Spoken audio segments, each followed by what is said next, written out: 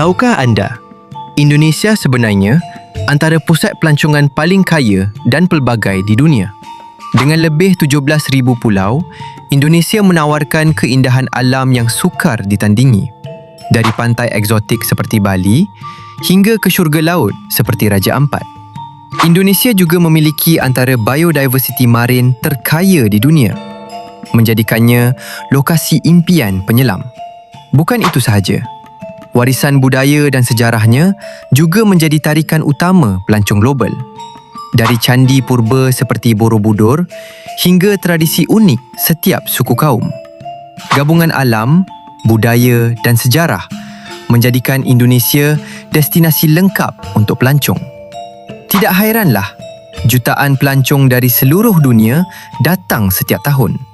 Dan industri pelancongan ini menjadi antara penyumbang penting kepada ekonomi negara. Indonesia bukan sekadar cantik, tetapi pengalaman yang sukar dilupakan. Kalau anda suka fakta ringkas macam ni, boleh follow untuk lebih banyak ilmu.